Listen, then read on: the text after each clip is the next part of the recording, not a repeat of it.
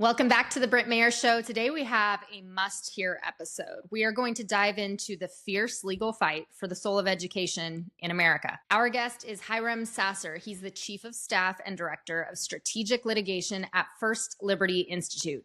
This is the nation's powerhouse defending religious liberty. With a law degree from the University of Texas and a track record of battling before the U.S. Supreme Court, Hiram is leading the charge to protect conservative families from California and the United States overreaching mandates like gender ideology, vaccine laws, ensuring that parents can raise their kids rooted in faith. Today, we're breaking down game-changing cases like the 2025 Encinitas case that a lot of you heard about. I covered that case. We'll talk more about that.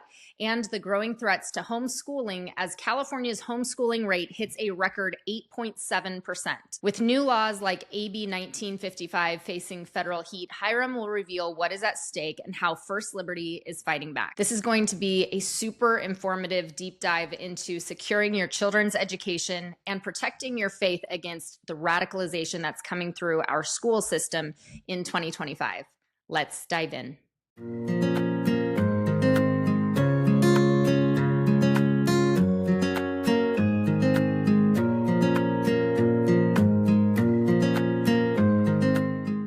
I've been married to my teenage sweetheart for a really long time. And as we age, it's important that I continue to help support him so that he can thrive and be the best man for our kids, for me, and for all the things in life. That's why I absolutely love We Heart Nutrition's men's bundle. This little trio includes the men's multivitamin, magnesium glycinate, and the omega-3. They're all superstars. Since starting this trio a while ago, my man tells me that he has more energy, he feels sharper, and he sleeps better, which is so important. This bundle delivers, and it's under $80. You can use my code ROOTEDWINGS at weheartnutrition.com to grab this and help support your man, because you and your family need your man at his best. weheartnutrition.com, code ROOTEDWINGS. Mr. Hiram Sasser, thank you so much for sitting down with us today. Hey, thanks for having me. Yeah, I'm looking forward to just really giving a big scope picture of what's happening in America right now as it relates to our religious liberties and our kids' education. So I think there's no better man than you to walk us through that. Well, hey, happy to do it. We've certainly been litigating a lot of cases in this area. You have. Well, let's start off with Oklahoma, the big case that we were just monitoring. What happened there? Well, what happened was that, just to kind of take it back to how it began, in my client, the Oklahoma State Superintendent, he's a statewide elected official, Ryan Walters. I also represent the State Department of Education and the State Board of Education. That after the Carson versus Macon case that came out of the U.S. Supreme Court, that was our case. We did with the Institute for Justice. First Liberty and Institute for Justice did it together. We sued the state of Maine for discriminating against religious schools and families, for prohibiting families from using the voucher program that Maine had for their kids to be able to go to a private religious school. They could go to a private secular school, but they couldn't go to a private religious school. And we said that was religious discrimination. We go to the U.S. Supreme Court and we win that case. So my client, the State Department of Education and Ryan Walters, all look at that and say, well, we're not allowed to discriminate on religion. So when St. Isidore Catholic School showed up and said, hey, we want to participate as a charter school in Oklahoma, and they wanted to apply, my client took the position that the Supreme Court said, well, we're not allowed to engage in religious discrimination. So we can't take religion into account. So if they otherwise meet all the rest of the criteria, then they should be allowed to be a charter school. Like we have to let them be a charter school. And they met all the qualifications. And so the state board that approves charter schools approved them. And we were ready to administer the program. My clients were. And provide them funding based upon however many students enrolled. It's almost like a voucher. It's kind of set up that way in a sense. And the Attorney General of Oklahoma, Gentner Drummond, who is a Republican in name, but is not very conservative, to say the least, sued in to try to advance the arguments that his buddies at the ACLU were making, which is that this is a violation of separation of church and state. We're like, well, that's not what the Supreme Court said, but it goes to the Oklahoma Supreme Court first. and we lost there. They have a tendency, and a lot of rural states are like this. They'll have a very conservative legislature, but a more liberal state Supreme Court. The same thing with Oklahoma. So we lost there. So then we went to the U.S. Supreme Court. They took the case, but Justice Barrett recused because the Notre Dame Law Clinic, with which she had some affiliation in the past, was also representing the school, the Catholic school that was applying. So she recused from the case, but then the vote tied 4-4. It's a mysterious vote. We don't know who are the four who voted against or for. They don't tell us that. They just tell us that the vote was 4-4.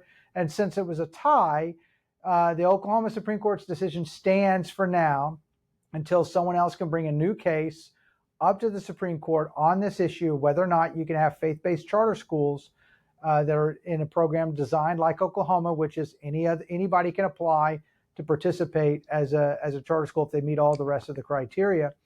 We're going to have to wait until a case where Justice Barrett can sit on the case, because essentially she's going to decide the issue, right? One way or the other.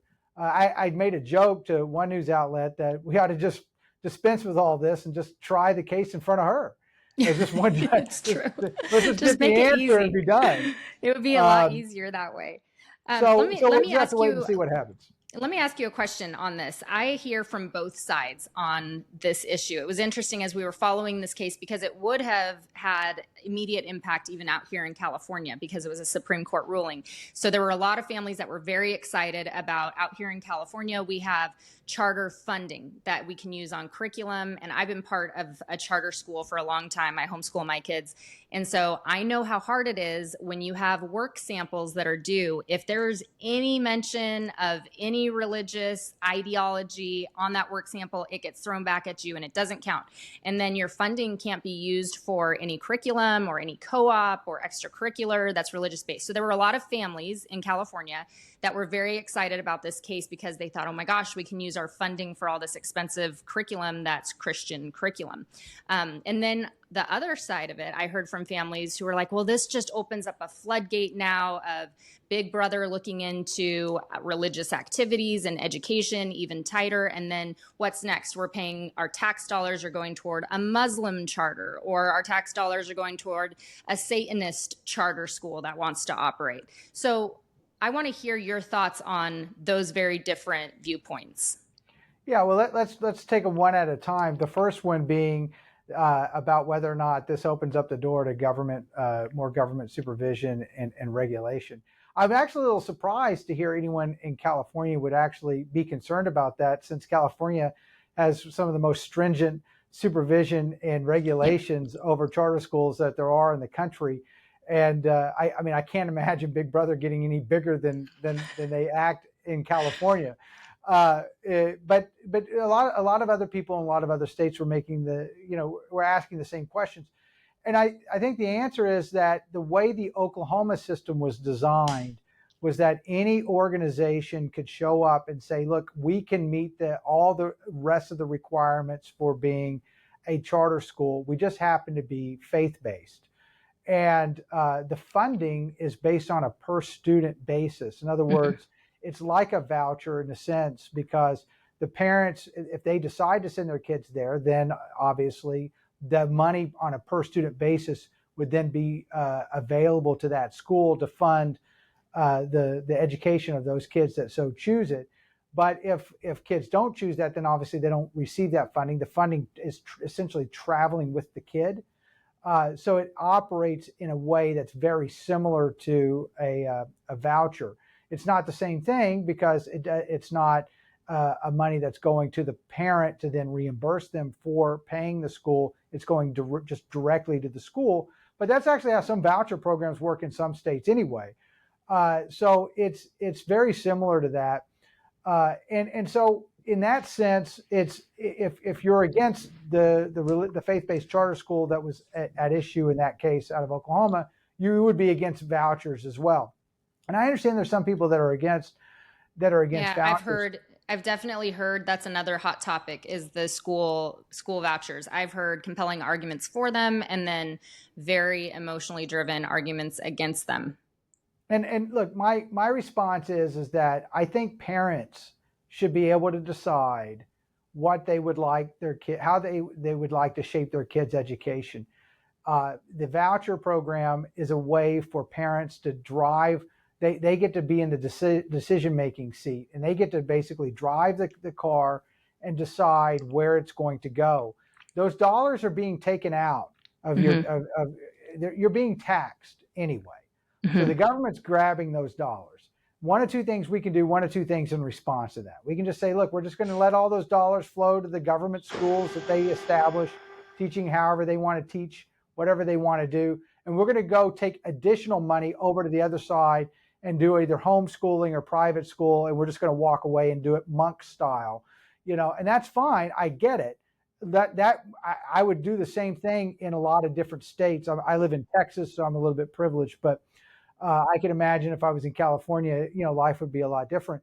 But the way the vouchers work, and some people disagree, and that's fine, but is it gives parents the opportunity to be able to choose private education for their kids who otherwise would not be able to afford to make that choice. Okay, So, so let me just to push back a little bit on sure. what that second group of people, their concern is. And I do think that there are valid concerns in saying, but if we start this voucher program, if Oklahoma had gone through and the Supreme Court said yes and ruled in our favor, then now it opens up the door to our taxpayer dollars funding any sort of charter school. So now you could have, yes, a Christian. I'm a Christian. I want more Christian education. I think that's how our country was founded. But now you're opening up the door to say, well, we can't discriminate. So now the Satanists want a little Satanist temple charter school. I don't even know if those exist, but I'm sure they'd make one. The Muslims, they're buying up land. We're seeing this happening in Florida, and even in Texas, we've seen that. In California, we're getting lots more mosques put in here. So surely they're going to want to start springing up charters. I don't want my taxpayer dollars going toward those institutions. I also don't really want them going toward the public institution either, but that's another conversation. So what would you say to that concern? How do you address that in light of, from your perspective as a constitutional attorney? Well, sure, yeah, and up in the Northeast, they'd rather jump off a cliff than allow that money to go to a Jewish school, for example, because the Yep. liberals in the Northeast, if there's anything that they hate more than anybody else, is for whatever reason, based upon my experience and the types of cases that we have representing synagogues up there, is that's really hostile territory for people of the Jewish faith. But here's the deal. This is the same exact argument that was made about the Equal Access Act. When the Equal Access Act got passed to allow for Bible clubs to be able to be formed in schools, everybody said, well, there's going to be Satanist clubs and atheist clubs and everything else, and there's going to be all this stuff that people don't like. If we allow the Bible clubs, we'll have to allow those other things. What I've always said about that issue is that I think that's fine. And the reason why I think that's fine is that I actually think that what I believe and what we teach in our household, at the Sasser household, is the truth. And I think that if the kids are gathered together talking about the truth and sharing the light, that the light has an effect that goes beyond just those kids and those discussions. Whereas the other beliefs that might be there, I feel like if we believe what we're saying is true, we don't mind the marketplace of ideas.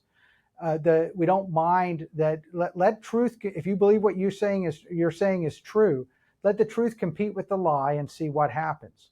What I don't like is the liberal response of we're going to shut down the discussion so that no one can at least hear the truth. Just to take that argument out to the vouchers or charter schools and that sort of thing. The argument though that was made about the clubs like that actually never materialized. There are no Satanist clubs. All right. And if they ever did try to, quote, start one, it was a media stunt and nothing really ever happened. They don't have the same kind of attractiveness. So if someone said, hey, we're gonna start a Satanist charter school, nobody's going to attend. It's not going to be financially viable.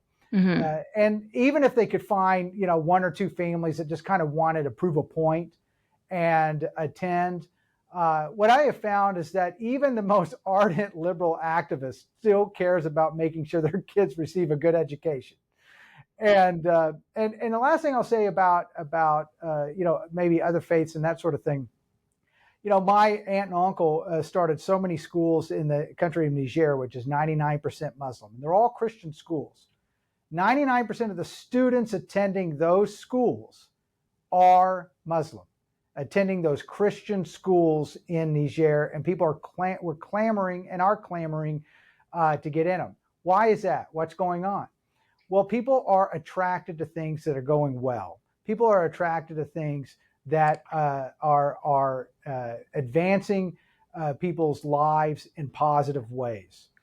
And so I think that to say, well, we're going to exclude, we don't want all of that good because we're worried about this other thing that may happen on the other side with some other ideas that we disagree with. Two things. One is you don't have to send your kid there. You can send your kid to the school that you've chosen. All right. Two, the dollars that are going to be traveling are not extra dollars that are coming out of your pocket. They're the money that was already going to be used for that person to be educated anyway. They're probably we're going to choose a school that's really not far off the Satanist mark, known as some of the public schools. This is true. Anyway, this is true. So, and the other thing too is I will bring back the argument of I'm not afraid of my neighbor having the same rights that I have, because I think that what I have is true and right, and I want to put those out in the marketplace and let's see what happens. Are other faiths going to try to take advantage of that opportunity? Sure, they will. And I think that that's fine. And it's why we at First Liberty actually represent people of all faiths. We represent people of all faiths because what the left really wants to do is they want to shut us up and completely censor people of faith in this country, especially Christians. They don't want us to be able to speak out. They don't want us to be able to talk. And what they'll use is, well, just getting rid of all religion. Mm-hmm. But that's not really what's going on. They're trying to get rid of predominantly Judeo-Christian viewpoint. And I say that in order to be able to fight to make sure that we have that Judeo-Christian viewpoint available, we're going to fight for people of all faiths. I'm doing it selfishly. It's because religious liberty belongs to everybody, and I'm adopting the same argument that Justice Story, one of our early Supreme Court justices in the early 19th century, what he talked about.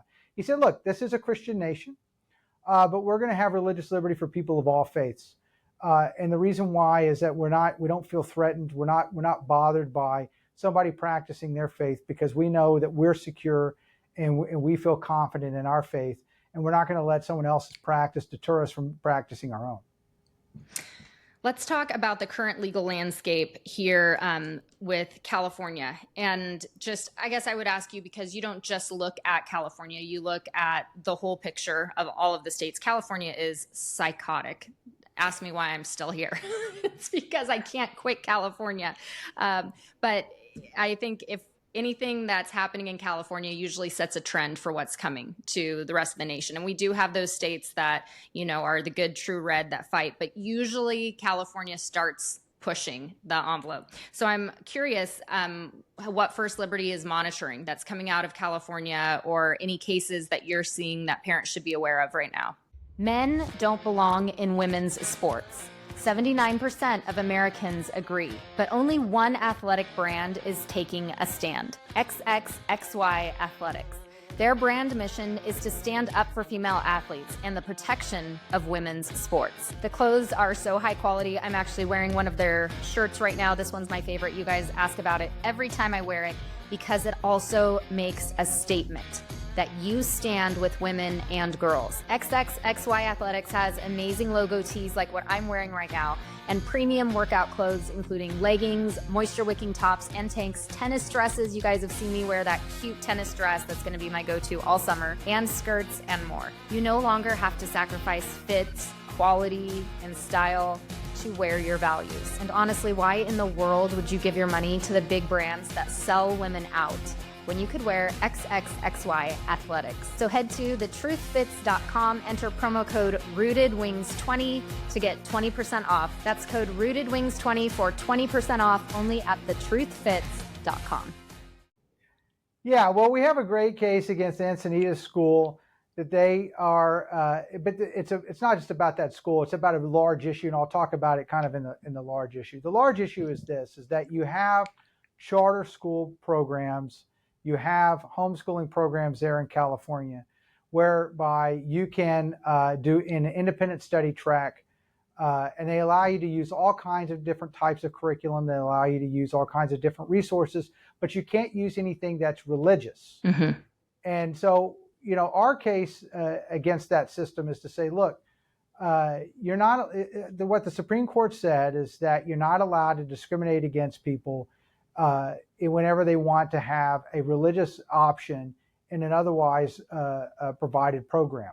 I'll just give you an example. There was a case out of Missouri that involved children's playground equipment.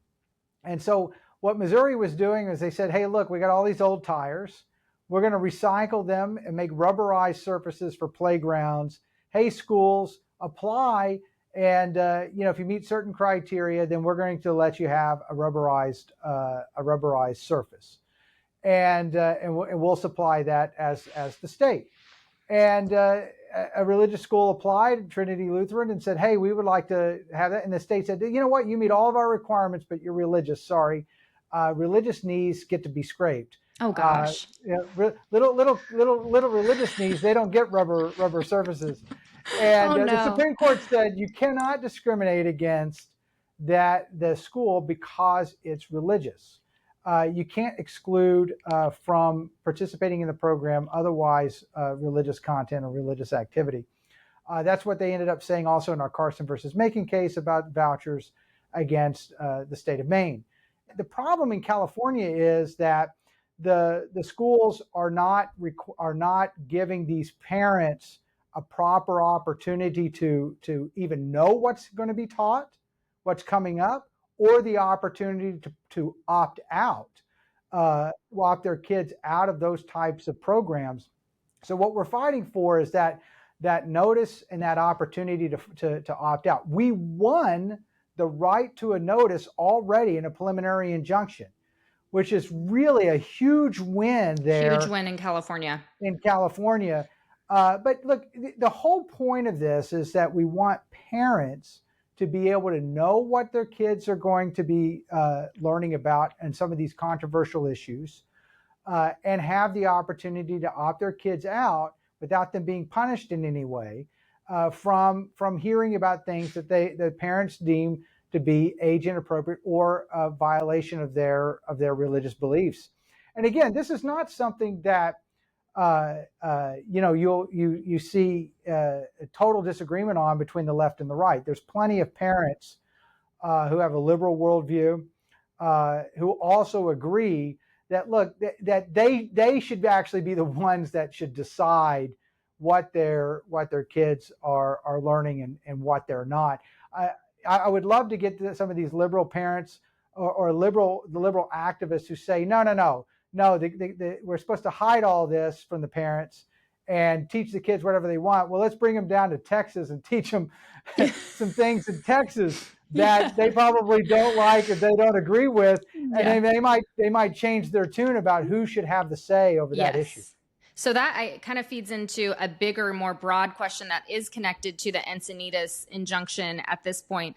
I have been deep diving into where all this comes from, the gender ideology that's it's just poisoning our schools. And it's disgusting. And there are many, many, many parents on both sides who are very upset about just how in your face and erotic it's become. A lot of it in California goes back to the California's Healthy Youth Act that was passed in 2015, and it mandates comprehensive health education. And keyword there is comprehensive. And then they throw in health education. I would choose a different word.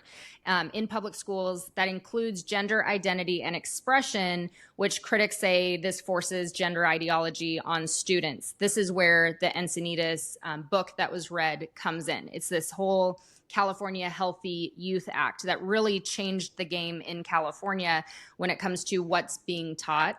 And a lot of conservative religious households take huge issue with how this is being presented, that we're teaching that a boy can become a girl and a girl can become a boy, and there are furries, and your gender identity is separate from your biology. Are you guys looking at this as a bigger issue? Are there any cases against this Healthy Youth Act? Well, there haven't been any successful challenges yet. There's been some cases on the edges that have tried, and those have not fared very well. The way we work at First Liberty is that we try to do things in incremental steps, and we try to find, okay, look, we've got what we've got to do is we got to get the power back into parents' hands. We've got to end religious discrimination, and then once we start peeling back the onion, what we do find is that as you incrementally progress through the process, what you end up doing is getting down to the real heart and the meat of it is, well, whether this kind of stuff should even be being taught in the schools at all. Yes, exactly.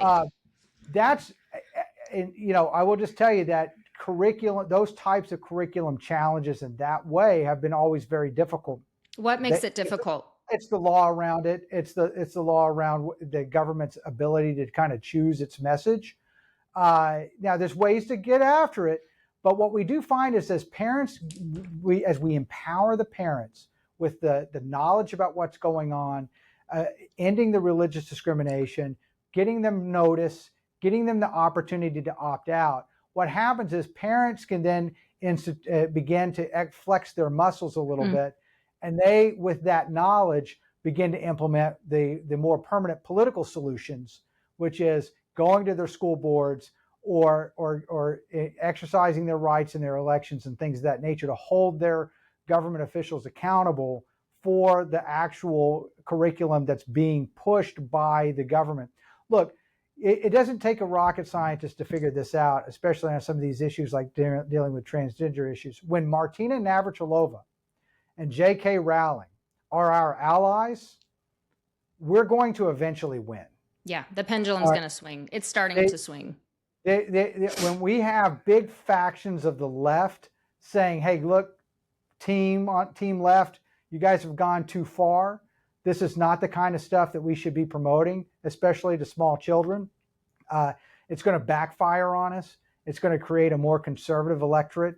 It's going to make the left lose power. Well, that's what's happening already. We're starting to see that. The worst thing that happened to the liberal agenda was their embrace of shutdowns during COVID. For the very first time, many parents completely oblivious as to what was going, because they remember their parents, like my age, we went to school during the 80s, I mean, it was a different America, right? And, so a lot of people assumed what was going on in the public school was sort of like what they did back then, right? It was a lot of emphasis on grammar, a lot of emphasis on math. It was reading, writing, arithmetic. They call it the 3 R's: reading, writing, arithmetic. Yep. George Washington was still a hero. Abraham Lincoln was a hero. They were the glory days. They were the glory days. And so they assumed things like that were still happening and going on in their schools. But what they all found out when they started looking over the shoulder of the Zoom was that there was weird and crazy stuff going on in some of these schools, and the parents began to speak out. So here's the thing, COVID was an awful, terrible thing, but we have to try to find the silver linings of things. And one of the silver linings of the sort of the liberal insistence upon, remote education is that parents started getting involved in their kids' education more than they ever had before and woke up to many of these issues and problems. We would not have all these mama bears showing up to the school districts demanding changes to the curriculum if it hadn't been for COVID. And I'll say one other thing too, just so your listeners can know, because I think this is really important. We had a group of moms in Minnesota who came to us and said, we're very concerned about the LGBT indoctrination in the schools, and we want to fight this, and we want an opt-out and an exemption that they were not willing to give to the parents. You know who those parents were? They were immigrant Somali Muslim moms. Yes, I saw this case, this And whole story. they were just like those Christian moms in Yeah, Virginia. yeah. They had the same problems. They had the same issues. Hmm. They had the same rhetoric. They had the same concerns. And just to watch that sort of liberal brain explode in Hmm. Minnesota as they had to try to navigate Muslim versus LGBT, right? Yeah. And so that's why I say, look, I know people have, we have a lot of religious disagreements with a lot of people, but there are certain things that we all share in common, and some of those things are that that we have in common with the left, we have in common with people of other faith, is this push, this whole transgender push.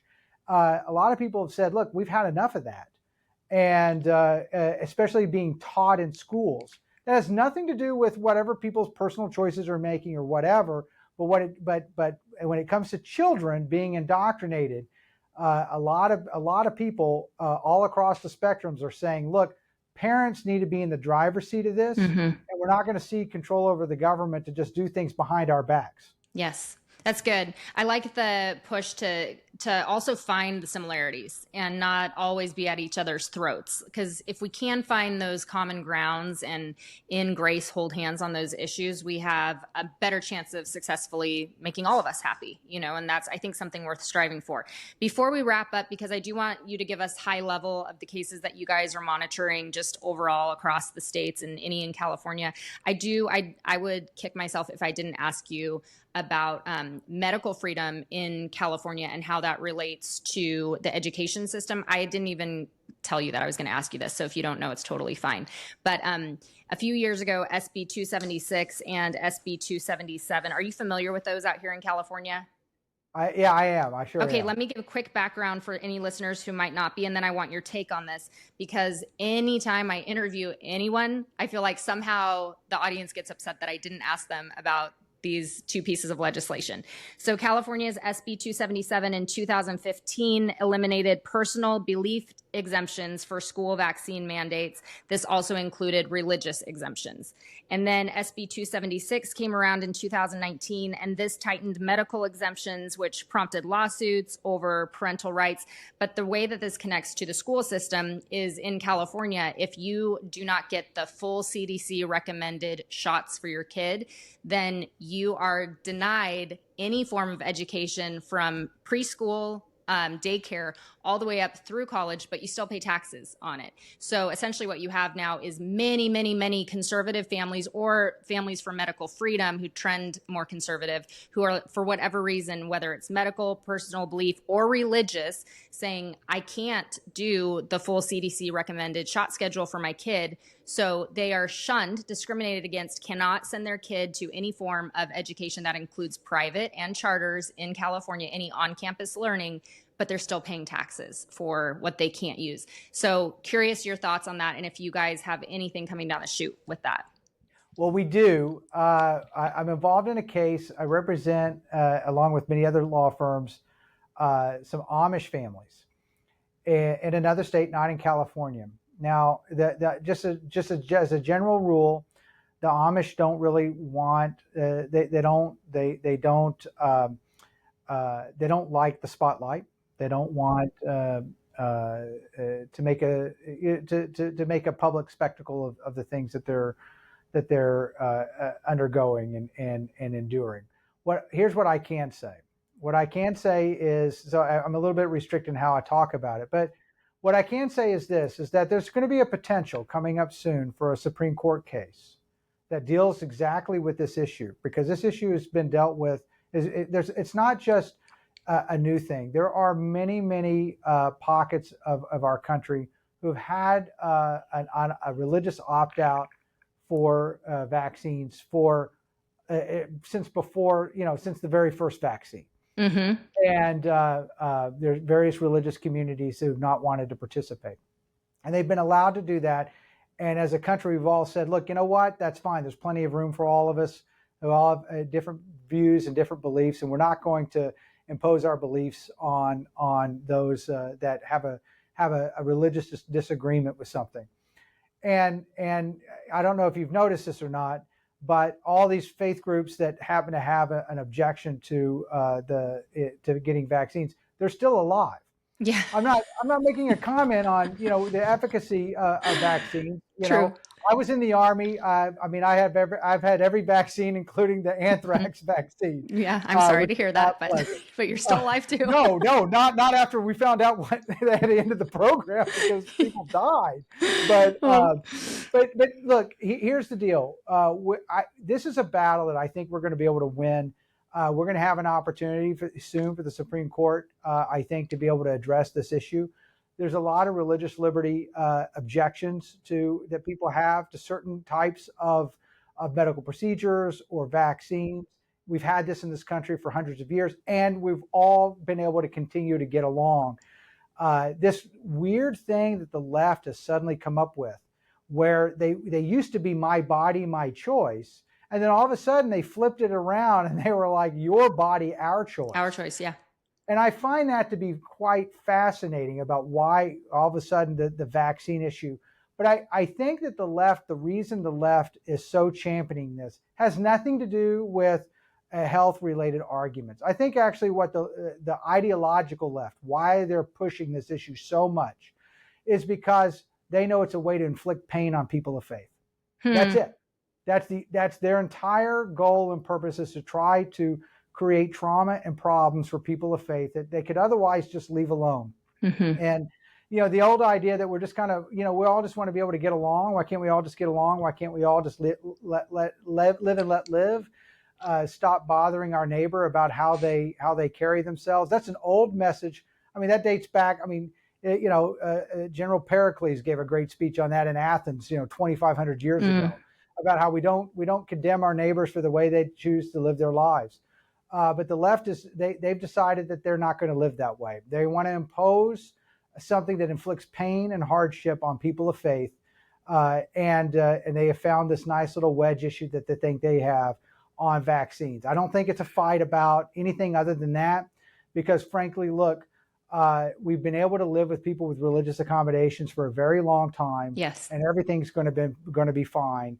And I'm not a vaccine expert. I'm a lawyer. I do religious liberty, so I can't really comment about the medical side. But what I can say is that people of faith who have had these objections, and communities have had these objections, they're still with us. They haven't died off yet, and we should allow people who have a disagreement to be able to continue on. And if you have a problem with that, go get your vaccine so you're immune to it, so you don't have to worry about it. Yes, and it goes fully into religious discrimination when you're saying that because of your religious belief, I can't have my child take these vaccines. You are not allowed to attend a public education. I mean, that is directly involved in your heart for religious liberty. So that's very exciting. When could we expect to be on the lookout for this? I'm hoping next term that we have an opportunity. To right this wrong that's going on across our country, which is, our simple message: just leave people alone. Yeah. Just leave them alone. Let people make their own religious decisions. If you disagree with that, that's fine. But we've allowed these kinds of exemptions and exceptions across this country historically since the beginning of any kind of medical procedure. And we have allowed in many states, 46 states have religious exemptions across the country. And they all seem to be fine. I haven't seen mass deaths in Kansas yet. But, look, again, I'm not a medical expert. I don't know. I'm a vaccinated person. Sure, again, but ultimately, where there's risk, there must be choice. And right. there is risk inherent in every single vaccine that you take. So regardless of even how people fare, if there's a risk of any adverse effect, there has to be choice. And if that choice is made due to a religious conviction, then there cannot be discrimination against that choice in America. It's very simple. If you want freedom, look, I want to live in a free society. I'll take the risks of a free society over a totalitarian society run perfectly any day of the week. Oh, amen, brother. Okay, this has been fantastic. Why don't you just, as we close out, give us high level, any cases that you're monitoring outside of what we discussed, anything that parents in California should be watching for, and then just your edification to parents to really know what is happening so that we know our rights and we can contend for our kids and our liberty. Well, one thing I'll say about California is it's the only state in which your local school district is considered a state agency. Everywhere else, they're considered what's called political subdivisions, which means that under the Constitution, you can sue them for damages whenever they violate your constitutional rights. But because California, they're state agencies, you can't sue them for damages if they violate your constitutional rights. Of course, guys. That's what we get in California. 11th Amendment immunity as a state agency. So you can only sue them for future relief, and they can move the ball on you while you're engaged in your litigation. Sounds about right. So like I would say in an old Texas audience, I'd say suing California over their stuff is like trying to tackle a greased pig. But no. But you know what? That's what we do at First Liberty. We get up in the morning and we go try to do it. Yeah, well, we appreciate you guys. What are any big cases that we should be looking out for? Yeah, well, I think there's the Mahmoud case coming out of the Supreme Court any day, but probably towards the end of the term at the end of June, is going to be a really big case. Is that the families that you were talking about out from Minnesota? Is that the same case, or is this separate? No, it's a different. Okay. This is a different case. It's not a First Liberty case, but it's a really important case that's going to basically decide whether or not parents are going to be able to get their kids again out of some of this LGBT type indoctrination that they have a religious objection to. Again, look, this says nothing about what people decide, in their own homes or how they decide to live their lives. The old thing of like, I'll leave you alone if you leave me alone. This is a case about leave me alone. And unfortunately, we've had lots of people have been fighting these cases. So again, this is not a First Liberty case. It's a case from another law firm, but it's an important case that's going to shed a lot of light on this issue, like the Encinitas case that we have, which is, the rights for parents to have notice, the right to be able to opt out of some of these controversial curriculum programs that people think are age inappropriate across many of the political spectrums, and also people of faith have a religious objection to. So stay tuned. That case is going to be coming, and it could have a major impact on states like California. And then lastly, the case that we just discussed with the ramifications for SB 276 and 277, medical freedom in California.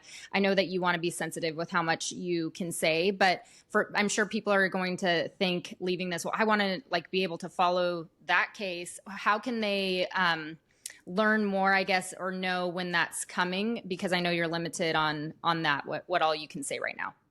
Yeah, just know that that's in the pipeline. It's going to the Supreme Court. Hopefully, we'll ask them to see if they take the case. Wait and see if they take the case. If they do take the case, believe me, there'll be plenty of media coverage, and we'll be talking about it quite a bit because it'll be a seminal case for people who have a religious objection. Now, this will be just for religious objections, yes, not philosophical or medical, but dealing with religious objections. Man, I'll tell you what, to have that religious freedom back when it comes to vaccines for our kids would be something that a lot of families in California have been waiting for and fighting for since that passed. So if the Supreme Court agrees to hear it, I would love to invite you back on and we can discuss that specifically. Oh, yeah. Because I know there's high level interest out here in California. Gosh, thank you so much for your time and for running through all of this.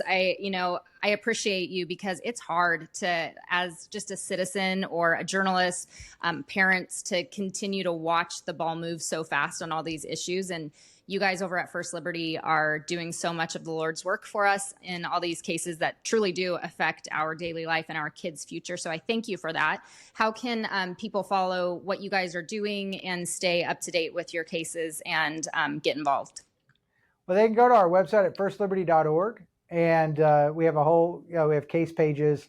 You can see our past wins, things that we're fighting over. We don't lose often, but you can see the ones that we've lost where we're going back to the drawing board to go try again. But fortunately, we've had a 90% win rate, but for a couple of decades now. But sometimes we lose and we have to go back to the drawing board. But people can go and learn more at firstliberty.org and see how the fight's going. Well, thank you so much, Hiram. I appreciate your time. All right. Thanks for having me.